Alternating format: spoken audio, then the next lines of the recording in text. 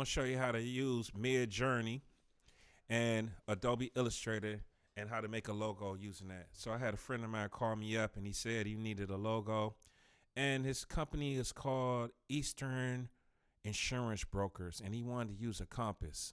So I jumped into MidJourney. I type in compass, I type in logo. You can kind of see some of the images that I was getting.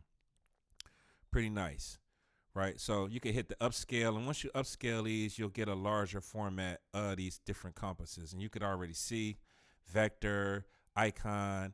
I'm kind of thinking in these on this level, right? So I'm going through and I'm pulling up these different compasses and trying to get these different combinations. I'm doing different versions of ones that I picked already too, right? So these is all good examples of what I was getting. And then I came into and I came in, I upscaled, and I picked this one right here. I thought this was like the one to do, right? So then I get into Illustrator, and then Illustrator, you can quickly make these into vector artwork, right? So you can convert this into a vector piece. So I converted this into a quick vector. You can kind of see all these elements.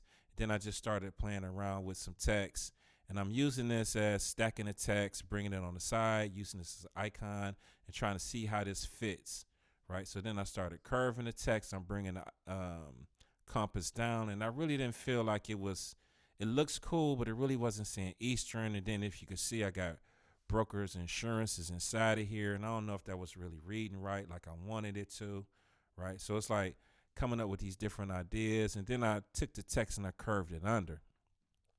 And I felt like this was kind of solid right here, this one. But then when I looked at it, I was like, well, this is not really pointing east, really, right? So, and then I felt like this icon would sit better if I turned it on the side and I'm pointing east too. So then that's when I came up with this one right here. And this is the final logo that we picked and we chose, right? So that's the trick to how I did this too was I took this vector and I duplicated it, and I was able to put this icon right on top. So I put that icon on top of it. So I duplicated it. It gave it that three-dimensional look that was on top, and that was it. Bam.